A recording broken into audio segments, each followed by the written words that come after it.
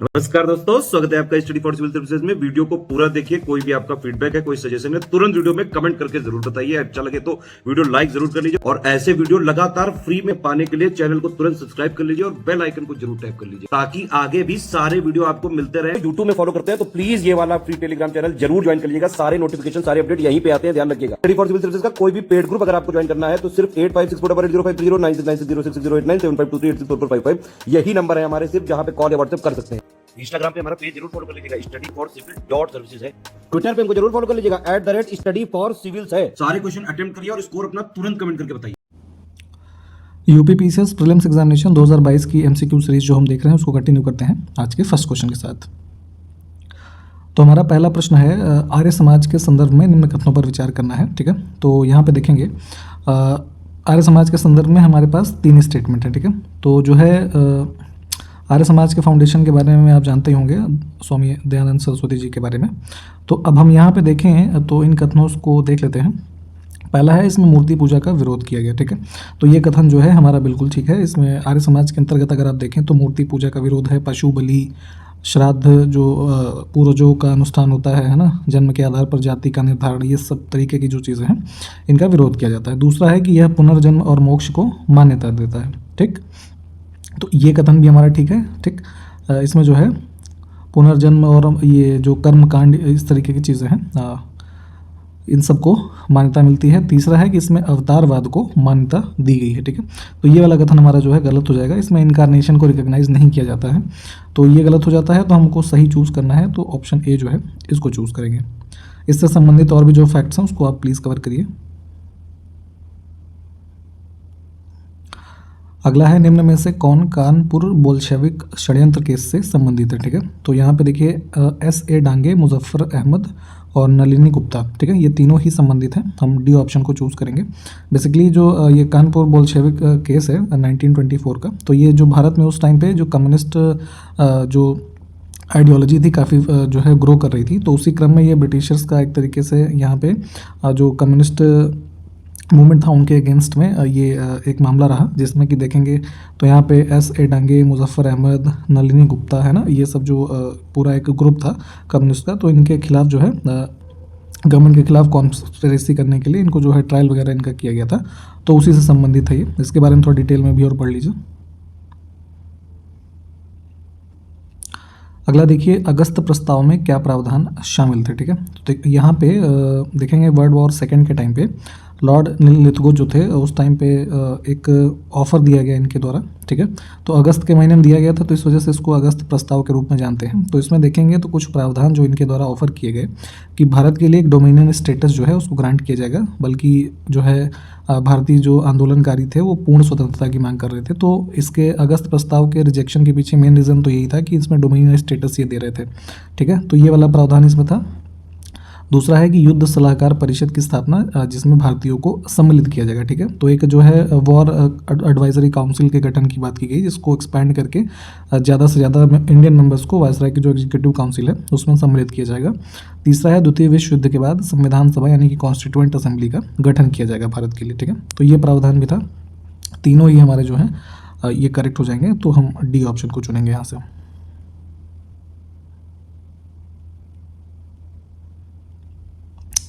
अगला देखिए, एस्कर भू आकृति जो है इनमें से किसके द्वारा बनती है। ठीक, तो हिमनद यानी कि ग्लेशियर्स के द्वारा जो एस्कर लैंडस्केप है इसका फॉर्मेशन होता है।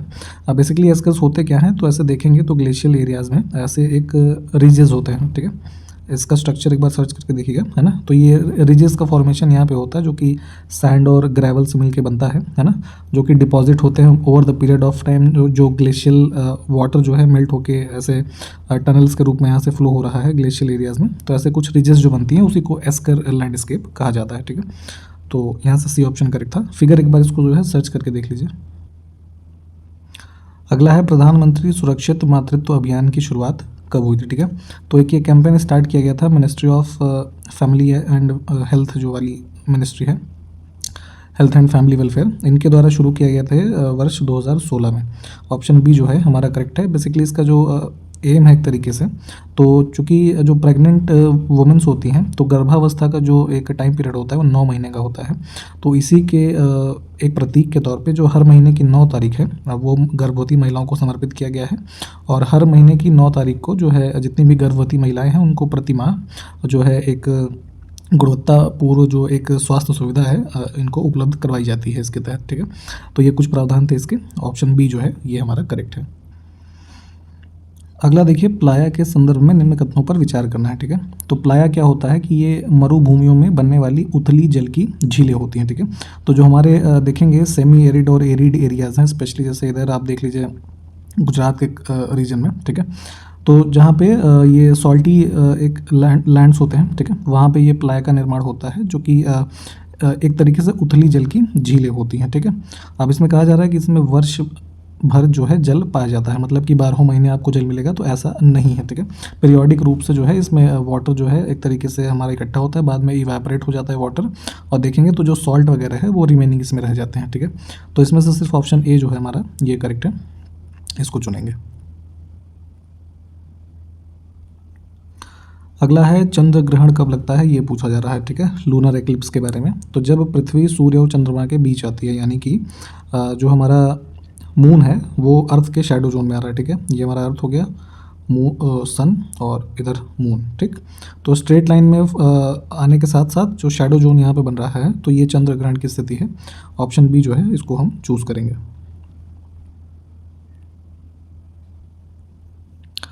अगला देखिए, गोंडवाना चट्टानों के संदर्भ में सही कथन हमको बताना है, ठीक। तो पहला कथन है कि ये आग्नेय शैलें हैं, यानी कि इग्नियस रॉक्स की बात कही जा रही है, तो ये कथन जो है हमारा गलत है, ठीक है। ये अवसादी चट्टानें हैं, यानी कि सेडिमेंट्री रॉक्स हैं, ठीक है। दूसरा है ये कोयले के लिए महत्वपूर्ण है, तो ये कथन बिल्कुल ठीक है, ठीक है। गोंडवाना का जो एरिया देखेंगे आप भारत में, ठीक है, तो ये यहाँ पे कोल डिपॉजिट्स काफ़ी भारी मात्रा में पाए जाते हैं, तो सिर्फ बी ऑप्शन जो है हमारा ये करेक्ट है, यानी केवल 2। अगला है, निम्न में से कौन सा युग्म सुमेलित है, ठीक है। तो कुछ माउंटेनियस पासेस हैं और उनसे संबंधित राज्य लिखा है। तो देखिए, नीति दर्रा जो हिमाचल प्रदेश लिखा है ये गलत है, ये उत्तराखंड में ही है ना। बाकी लिपुलेख और डोंकिया दर्रा ये ठीक मिले हुए हैं, तो बी ऑप्शन को हम चुनेंगे, ठीक है। नीति दर्रा ये उत्तराखंड में स्थित है जो इंडिया को तिब्बत के एरिया से जोड़ रहा है, ठीक। Option B. निम्न कथनों पर विचार कीजिए। पश्चिमी घाट की सर्वोच्च चोटी जो है अन्नामुडी, यानी अनाईमुडी आप कभी कभी इसको कहते हैं, ये है, ठीक है। तो लगभग जो है 2700 मीटर्स के आसपास इसका एलिवेशन है, ये कथन हमारा बिल्कुल ठीक है। पुष्पगिरी चोटी कर्नाटक राज्य में स्थित है, ये वाला कथन भी ठीक है, तो सी ऑप्शन को चुनेंगे हम यहाँ से।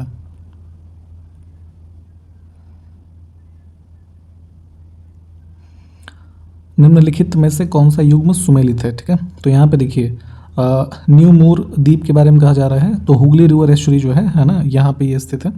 दूसरा है पंबन द्वीप, तो मन्नार की खाड़ी का जो एरिया है ये यहाँ पे स्थित है पेनिनसुलर इंडिया में। तीसरा है व्हीलर द्वीप, व्हीलर आइलैंड, तो ये है हमारा ब्राह्मणी रिवर एस्चुरी जो है ना, ब्राह्मणी नदी के मुहाने पे स्थित है। तीनों ही सही सुमेलित है, ऑप्शन डी करेक्ट होगा। ऐसे क्वेश्चंस को प्लीज़ एक बार मैप ड्रॉ करके, जहाँ इनकी लोकेशन है आप ऐसे ड्रॉ करके देख लिया करिए, ये अच्छे से याद हो जाता है, अदरवाइज याद नहीं होता है, भूल जाएंगे आप। निम्नलिखित में कौन सी नदी अपनी सहायक नदी के साथ सुमेलित है, ठीक है।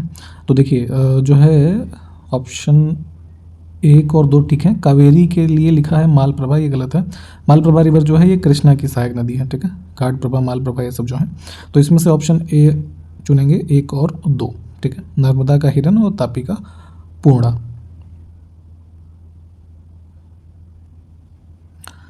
भारत में सहायक संधि की पद्धति लागू किसने की थी, ठीक है। तो सब्सिडरी अलायंस का जो एक सिस्टम शुरू किया गया था, ये लॉर्ड वेलेजली से संबंधित है। बेसिकली जो सब्सिडरी अलायंस शुरू किया गया, तो इसके अंतर्गत कोई भी इंडियन रूलर अगर इसके सब्सिडरी अलायंस के अंतर्गत ब्रिटिशर्स के साथ अलायंस में आता है ना, तो उनको ब्रिटिश फोर्सेस को अपनी टेरिटरी में एक्सेप्ट करना पड़ता था, साथ ही साथ जो उनका मेंटेनेंस था उसको भी इनको वहन करना पड़ता था। तो ये कुछ इस तरीके से पद्धति थी। ऑप्शन ए जो हमारा है ये करेक्ट होगा। सब्सिडरी अलायंस में सबसे पहले कौन एंटर हुआ ब्रिटिशर्स के साथ, जरा कॉमेंट करके बताइए। राष्ट्रीय ग्रामीण स्वास्थ्य मिशन की शुरुआत कब हुई, ठीक है। नेशनल रूरल हेल्थ मिशन एक प्रोग्राम जो हमारा स्टार्ट किया गया, डेट याद कर लीजिए, 12 अप्रैल 2005 को इसको शुरू किया गया था, है ना, with the purpose of accessible, affordable and quality health care for rural population, ठीक है। बी ऑप्शन जो है ये करेक्ट हो जाएगा। निम्नलिखित में से कौन सही सुमेलित है? ठीक है, तो देखिए यहाँ पे 3 झीलों के बारे में लिखा है और उनसे संबंधित क्या विशेषता है या कैसे उनका निर्माण है ये लिखा है। ठीक है, तो वूलर झील अभी हमने शायद लास्ट वीडियो में भी देखा था। इसका निर्माण जो विवर्तनिकी निर्मित झील यानी कि टेक्टोनिक गतिविधि के कारण इसका निर्माण हुआ है, तो ये हमारा जो पेयर है बिल्कुल ठीक है। दूसरा है लोनार लेक जो महाराष्ट्र में है, ये क्रेटर झील है यानी कि एक बेसिकली मेटेरॉइड कोलिजन के द्वारा जो इसका निर्माण हुआ है ना, तो यहाँ पे इसी वजह से इसको क्रेटर झील कहा जाता है। तीसरा है चिल्का झील जो कि लगून है। ठीक है, तो लगून बेसिकली ऐसी लेक्स हैं जो कि एक समझिए कि सपोर्टेड होती हैं एक बड़ी वाटर बॉडी के साथ साथ लगी होती हैं, है ना, एक प्रोटेक्टेड एरिया होता है, कुछ ऐसे इसको समझ सकते हैं। ठीक, ओडिशा में जो स्थित है तो इसको लगून लेक कहा जाता है। तो तीनों ही हमारे सुमेलित हैं, डी ऑप्शन को चुन लेते हैं।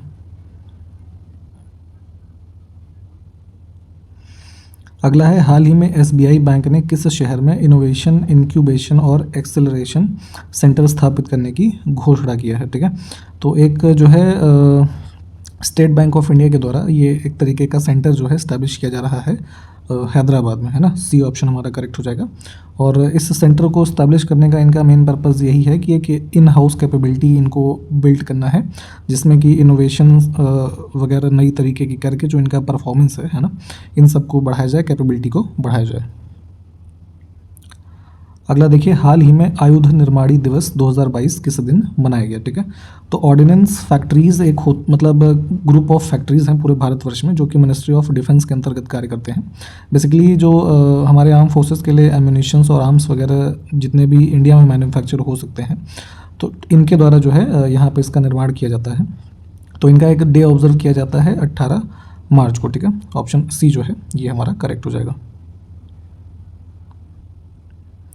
नेक्स्ट है 14वां भारत जापान शिखर सम्मेलन का आयोजन अभी कहाँ किया गया है? ठीक है, तो ये समिट ऑर्गेनाइज हुआ है हमारा न्यू दिल्ली में, इंडिया की कैपिटल में, ऑप्शन बी। ऑस्ट्रेलिया ने नीदरलैंड के साथ मिलकर साल 2014 में मलेशिया एयरलाइंस की उड़ान MH17 को मार गिराने के मामले में किस देश के खिलाफ कानूनी कार्रवाई शुरू कर दी है? ठीक है, तो यहाँ पे जो है लीगल एक्शंस जो है स्टार्ट किए गए हैं रशिया के अगेंस्ट में, ऑप्शन डी जो है ये हमारा करेक्ट होगा। बेसिकली इसमें हुआ क्या था कि एक फ़्लाइट थी जो एम्स्टर्डम से कोलालमपुर जा रही थी, है ना, 2014 में। ऑलमोस्ट यहाँ पे 300 के आसपास इसमें पैसेंजर्स, है ना, क्रू वगैरह को मिला करके थे। तो ये जो है वहाँ पे उस टाइम पे भी टेंशन वाला एरिया जो है यूक्रेन, है ना, तो उसके ऊपर से जा रही थी। तो उसी टाइम यहाँ पे जो है एक रशियन मिसाइल जो है इसमें हिट करने की वजह से ये क्रैश हो गया था। तो उन्हीं सब सिलसिले में यहाँ पे जो है एक प्रोसीडिंग स्टार्ट की गई है रशिया के खिलाफ। ऑस्ट्रेलिया जो है नीदरलैंड के साथ मिलकर इन्होंने इनिशिएट किया है, तो इसको थोड़ा ध्यान रखिएगा। हाल ही में किस राज्य सरकार ने खेल नीति 2022 से 27 का अनावरण किया है? ठीक है, तो एक स्पोर्ट्स पॉलिसी जो है टाइटल्ड है 2022 से 27 के लिए, ये लाई गई है गुजरात स्टेट के द्वारा। ऑप्शन सी जो है ये करेक्ट होगा, स्पोर्ट्स जो है इसको इन्हांस करने के संदर्भ में। हाल ही में प्रकाशित पुस्तक Rahul Bajaj and extraordinary life किसके द्वारा लिखी गई है, ये पूछा जा रहा है आपसे। ठीक है, तो राहुल बजाज जी के बारे में आप जानते होंगे कि जो बजाज ग्रुप है, ठीक है, इसके चेयरमैन रहे ये, और अभी हाल ही में इनका निधन भी हुआ था फरवरी 2022 में ही। ठीक है, तो ये भी आपसे पूछा जा सकता है ना, 12 फरवरी को इनकी डेथ हुई थी। और जो है तो इन्हीं की लाइफ के ऊपर एक पुस्तक लिखी गई है Rahul Bajaj and extraordinary life, Gita Piramal के द्वारा, है ना, परिमाल, ऑप्शन डी जो है ये करेक्ट हो जाएगा। अगला है जन शिक्षण संस्थान और किस बैंक ने संयुक्त रूप से नीलांबूर में आयोजित एक आदिवासी उत्सव में अदावी ब्रांड को लॉन्च किया है? ठीक है, तो देखिए एक यहाँ पे इंडिपेंडेंट ऑर्गेनाइजेशन है जन शिक्षण संस्थान, और इनके साथ जो है जॉइंटली नाबार्ड जो है ना, इन्होंने नीलांबूर जो कि केरला में है, तो यहाँ पे एक ट्राइबल फेस्टिवल अभी भी ऑर्गेनाइज़ किया गया जिसमें नीलांबूर ट्राइब्स पीपल जो ये इस तरीके के लोग हैं यहाँ के, ये सब शामिल हुए। तो इसमें एक अदावी ब्रांड को लॉन्च किया गया है। ठीक है, ये किस लिए लॉन्च किया गया है? इसके अंतर्गत जो माइनर फॉरेस्ट प्रोड्यूस है ना, उनकी ब्रांडिंग वगैरह करके, है ना, उनको आगे जो है मार्केट में लाया जाएगा। ठीक है, जैसे कि यहाँ पे मेनली जो हनी है ना, वाइल्ड हनी, तो इसको मेनली यहाँ पे इसके अंतर्गत प्रमोट किया जाएगा। तो इस तरीके से कुछ जो है ये अदावी ब्रांड को लॉन्च किया गया। ठीक, तो हम बी ऑप्शन जो है इसको चुन लेते हैं। अगला है बंगाल की खाड़ी में आने वाले साल के पहले तूफान असनी का नामकरण किस देश ने किया है? ठीक है, तो यहाँ पे इसका नामकरण किया गया था श्रीलंका के द्वारा। ऑप्शन बी जो है ये करेक्ट है। प्रित्जगर पुरस्कार 2022 जीतने वाले पहले अफ्रीकी कौन बने हैं? ठीक है, तो जो प्रित्जगर प्राइज़ है ये बेसिकली जो आर्किटेक्चर की फील्ड है हमारा, ये निर्माण वाली, ठीक है, तो आर्किटेक्चर के क्षेत्र में दिया जाने वाला सबसे बड़ा पुरस्कार है प्रित्जगर प्राइज़। तो 2022 में ये फ्रांसिस केरे जो हैं इनको मिला है, ठीक है, ये फर्स्ट अफ्रीकन जो है इनको मिला है। और ये भी पूछा जा सकता है कि ये किस देश से संबंधित हैं, तो नॉर्थ वेस्टर्न पार्ट में देखेंगे तो बुर्किना फासो जो है अफ्रीका में, है ना, वहाँ से ये संबंधित हैं, इनको मिला है। तो नाम ध्यान रखिएगा, ऑप्शन ए करेक्ट है। हाल ही में जारी Skoch state of governance ranking 2021 में कौन सा राज्य स्टार रैंकिंग में शामिल नहीं है? ठीक है, तो यहाँ पे देखिए इस जो रिपोर्ट है तो ये गवर्नेंस रैंकिंग में देखेंगे तो स्टार रैंकिंग बेसिकली जो है उन स्टेट्स को दिया जाता है जिनका रैंक जो है 1 से 5 तक है। ठीक, तो इसमें देखेंगे तो पहले 5 जो थे आंध्र प्रदेश है, दूसरा वेस्ट बंगाल, तीसरा उड़ीसा है, चौथा इसमें गुजरात था और 5वां महाराष्ट्र। ठीक है, तो इसमें तेलंगाना नहीं है, तो यही हमारा उत्तर हो जाएगा। अगला है इसी Skoch state of governance ranking 2021 में कौन सा राज्य परफॉर्मर श्रेणी में शामिल नहीं है? ठीक है, तो देखिए 1 से 5 तक स्टार कैटेगरी थी, फिर जो 6 से 10 की कैटेगरी होती है ये परफॉर्मर वाली कैटेगरी होती है। ठीक है, तो अब यहाँ पे देखेंगे तो परफॉर्मर में जो है 6 से 10 में हम पहले तेलंगाना था, फिर उत्तर प्रदेश, फिर मध्य प्रदेश, उसके बाद आपका था असम, फिर हिमाचल प्रदेश। ठीक है, तो यहाँ पे देखेंगे तो छत्तीसगढ़ जो है ये नहीं है, तो इसी को चुन लेते हैं। अगला देखिए insolvency and bankruptcy board of India की स्थापना किस मंत्रालय के तहत की गई है? ठीक है, तो यहाँ पे देखेंगे भारत के अंतर्गत जो है जो दिवालियापन से संबंधित मामले थे, है ना, तो पैसे का गबन उबन से संबंधित, तो इन सब मामलों से निपटने के लिए यहाँ पे इस जो है इंसॉल्वेंसी एंड बैंकरप्सी बोर्ड का जो है गठन किया गया। हिंदी में इसको भारतीय दिवाला और शोधन अक्षमता बोर्ड कहा जाता है। ठीक है, तो कॉरपोरेट मामलों का जो मंत्रालय है इसके अंतर्गत इसकी स्थापना की गई थी वर्ष 2016 में, है ना, इसको भी ध्यान रखिएगा।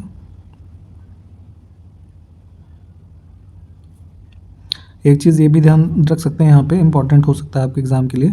अभी इंसॉल्वेंसी एंड बैंकरप्सी बोर्ड का जो चेयरमैन है, ठीक है, अध्यक्ष, तो इनको यहाँ पे नियुक्त किया गया था। इनका नाम है रवि मित्तल, है ना, फरवरी 2022 में इनकी नियुक्ति की गई है। ठीक है, तो इसको भी ध्यान रखिएगा।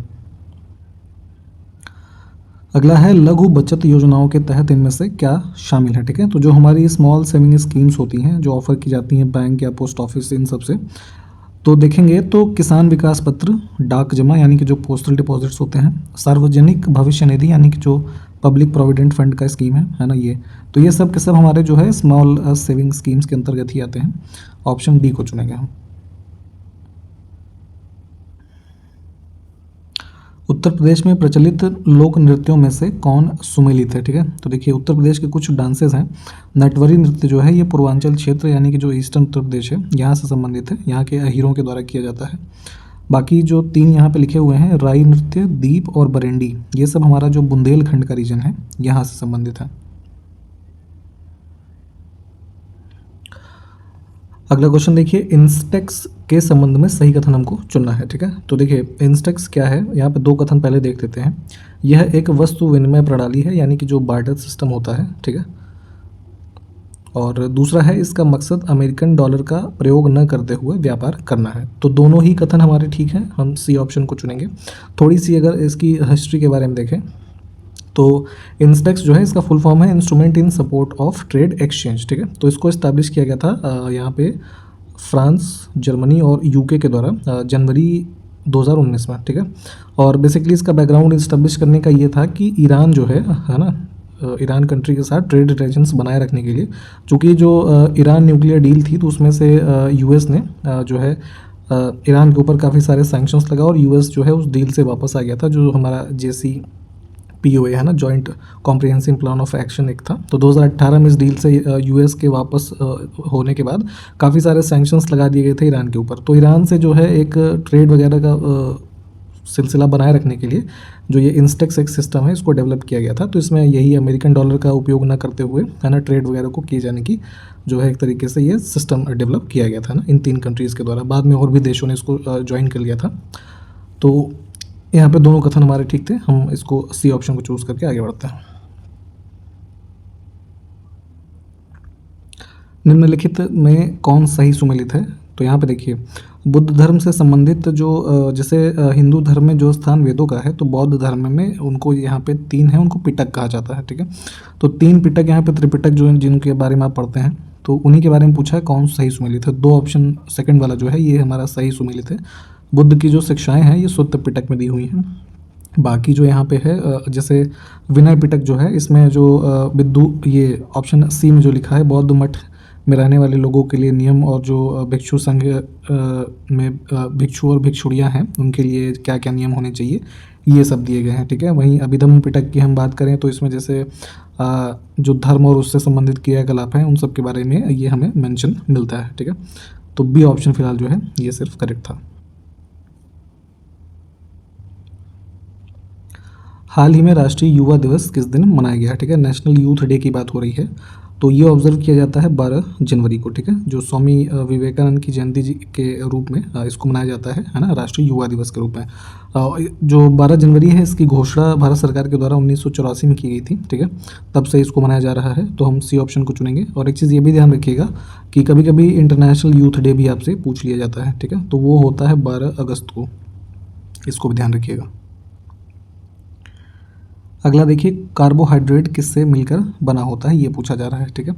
तो कार्बोहाइड्रेट का जो कॉम्पोजिशन होता है, कार्बन, हाइड्रोजन और ऑक्सीजन से मिलकर ये बनता है ना, 1:2:1 में, ठीक। तो यहाँ पे नाइट्रोजन जो है ये गलत दिया हुआ है, तो 1, 3 और 4 वाला बी ऑप्शन जो है इसको हम चुनेंगे।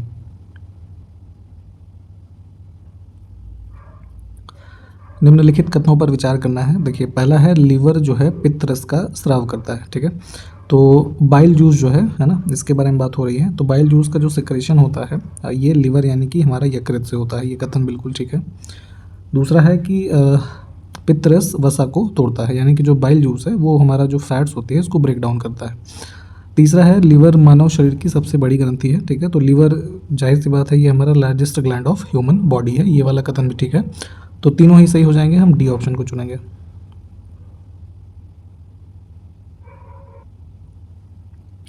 मानव हृदय के बारे में निम्नलिखित कथनों पर विचार करना है। तो देखिए, मानव हृदय के 4 कक्ष होते हैं, ठीक है। तो हमारा जो टिपिकल ह्यूमन हार्ट होता है वो 4 चैम्बर से मिलकर बनता है, जो इसमें 2 अपर चैम्बर हैं और 2 लोअर चैम्बर है, तो ये कथन बिल्कुल ठीक है। दूसरा है कि हृदय के चैम्बर की दीवारें मांसपेशियों से यानी कि मसल से मिलकर बनी होती हैं, तो ये कथन भी हमारा ठीक है। सी ऑप्शन जो है इसको चुनेंगे हम।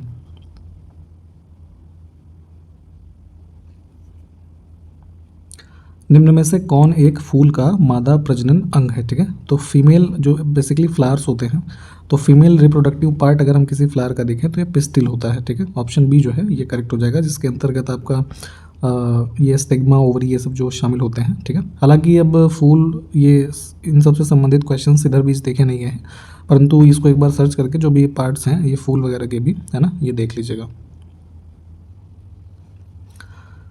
अगला देखिए, मानव शरीर का सामान्य ताप जो है वो कितना होता है, ठीक है। तो यहाँ पे चूंकि केल्विन स्केल में हमें दिया गया है, तो 310 केल्विन जो है ऑप्शन डी, हम इसको करेक्ट चुनेंगे।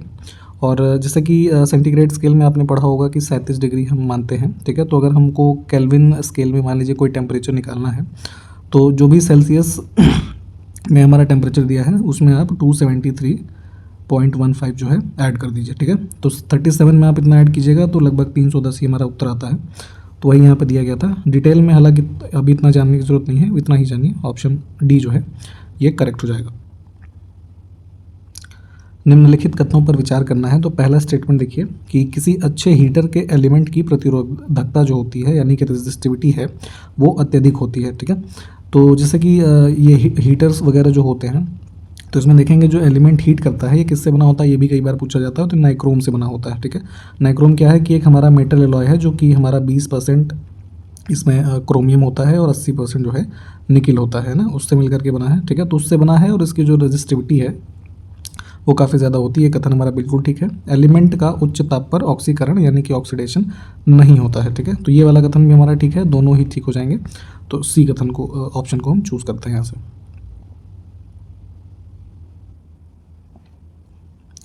निम्नलिखित में से सही सुमेलित कौन सा नहीं है, ठीक है। तो यहाँ पे देखिए जो है कुछ केमिकल कंपाउंड्स लिखे हैं और उनको किस अन्य नाम से जाना जाता है ये भी लिखा है। तो पोटेशियम क्लोराइड के लिए लिखा है लाल दवा, ठीक। तो ये वाला हमारा पेयर जो है गलत है। लाल दवा बेसिकली क्या होता है, पोटेशियम परमैंगनेट जो होता है KMNO4 इसको बोला जाता है, ठीक है।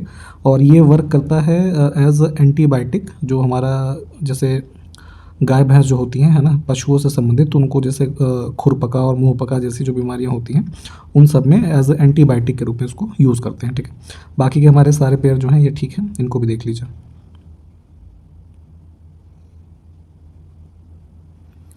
अगला देखिए, पिक्रिक एसिड जो है वो क्या होता है, ठीक है। तो यहाँ पे देखेंगे ट्राई नाइट्रोफेनॉल जो है ना, TNP, ठीक है। इसी को पिक्रिक एसिड के रूप में जाना जाता है, जो है एक तरीके से एक हाईली एसिडिक फिनॉल होता है ये। और देखेंगे तो जो हमारा ये बर्न वगैरह हो जाते हैं, है ना, तो उसके ट्रीटमेंट में इसको यूज़ किया जाता है ना, एज ए एंटीसेप्टिक, ठीक। जैसे एक येलो कलर का कंपाउंड कभी आपने देखा हो ये मेडिकल स्टोर जहाँ पे भी ये ड्रेसिंग वगैरह होती है, ठीक है, तो उसी से संबंधित है ये। ऑप्शन सी जो है ये करेक्ट हो जाएगा। अगला देखिए, आर्टिफिशियल डायमंड जो है वो क्या होता है ये कहा जा रहा है, तो सिलिकॉन कार्बाइड जो है ये हमारा उत्तर हो जाएगा। इसको SiC के रूप में जो है यहाँ पे दर्शाया जाता है। और देखेंगे तो इसको जो है एक दूसरे नाम जिसको बोलते हैं कार्बोरंड्रम, है ना, इसकी स्पेलिंग एक बार सर्च करके देख लीजिएगा, इस नाम से भी जाना जाता है। और एक ये जो है आर्टिफिशियली, ऐसे समझिए, सिंथेटिकली प्रोड्यूस किया हुआ क्रिस्टलिन कंपाउंड हमारा है, जिसमें कि सिलिकॉन और कार्बन से मिलकर ये बना है, ठीक है। तो इसी को यहाँ पे आर्टिफिशियल डायमंड के रूप में, कृत्रिम हीरा के रूप में जाना जाता है, ठीक। अगला देखिए, संसदीय प्रणाली के संदर्भ में सही कथन हमको चुनना है, ठीक है। तो जो हमारी पार्लियामेंट्री फॉर्म ऑफ सिस्टम होता है गवर्नेंस का, उसके संदर्भ में सही कथन हमको चुनना है। तो इसमें राज्याध्यक्ष जो है नाम मात्र का प्रमुख होता है, ठीक है। तो जितने भी पार्लियामेंट्री फॉर्म ऑफ गवर्नमेंट होते हैं, तो हेड ऑफ स्टेट जो है वो सिंबॉलिक होता है। जैसे कि भारत में है तो प्रेसिडेंट, है ना, तो सिंबॉलिक पोस्ट है, मतलब उनके नाम से सारा काम होता है, परंतु रियल एक्सरसाइज पावर का वो नहीं कर पाते हैं, ठीक है। ब्रिटेन में देख लीजिए जो वहाँ महारानी है, ठीक। फिर है कि इसमें कार्यपालिका विधायिका का ही अंग होता है, ठीक है। तो जाहिर सी बात है जो हमारा एग्जीक्यूटिव है वो लेजिस्लेचर का ही पार्ट है। जैसे यूनियन कैबिनेट ऑफ मिनिस्टर्स को देख लीजिए, ठीक है, काउंसिल ऑफ मिनिस्टर्स को देख लीजिए, तो क्या होता है वो जो हमारा मेंबर्स होते हैं हाउस के, लोकसभा या राज्यसभा के, उन्हीं से तो मिलके बने होते हैं ये, ठीक है, तो उसका ही पार्ट होता है। फिर है कि लेजिस्लेचर जो है हमारे यानी कि विधायिका 2 सदनों में विभाजित होती है। तो नॉर्मली देखेंगे एक अपर हाउस होता है, एक लोअर हाउस होता है, जैसे हमारे यहाँ राज्यसभा और लोकसभा है, ठीक है। तो ये सारे फीचर्स जो है हमारे पार्लियामेंट्री सिस्टम है उसका ही है, तो हम डी ऑप्शन को चुनेंगे।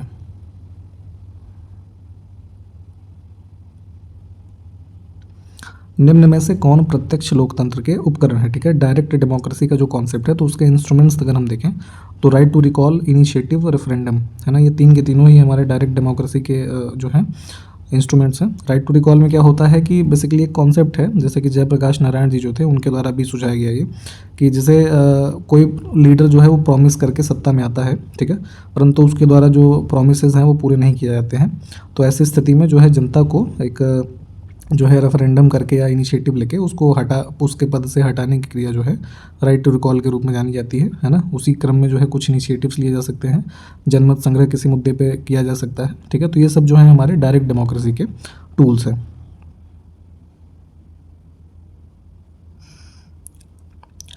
किस देश की राज्य व्यवस्था में रचनात्मक अविश्वास प्रस्ताव यानी कि constructive vote of no confidence motion की विशेषता पाई जाती है, ठीक है। तो ये एक तरीके का कॉन्सेप्ट है। यहाँ पे देखेंगे तो जर्मन जो कॉन्स्टिट्यूशन है वहाँ की, मतलब जो एडमिनिस्ट्रेशन है वहाँ पे देखने को मिलता है। इसमें बेसिकली जो वहाँ पे जैसे भारत में प्रेसिडेंट की पोस्ट प्राइम मिनिस्टर की पोस्ट होती है, तो वहाँ पे चांसलर जो होते हैं वो होते हैं, ठीक है। तो उन्हीं के अगेंस्ट में जो ये constructive vote of no confidence है, तो पार्लियामेंट के मेंबर्स जो हैं वो ला सकते हैं अगर उनको मान लीजिए उनके पद से हटाना है, अगर उनके जो है मेजॉरिटी में नहीं है, उनके ऊपर कॉन्फिडेंस नहीं है, तो कुछ इसी तरीके का ये सिस्टम है ना। थोड़ा डिटेल में भी इसको आप देख सकते हैं। बी ऑप्शन हमारा जो है यहाँ से ये करेक्ट है। तो इसी प्रश्न के साथ ये वीडियो भी समाप्त करते हैं। अगले वीडियो में मिलेंगे आपसे। नमस्कार, जय हिंद।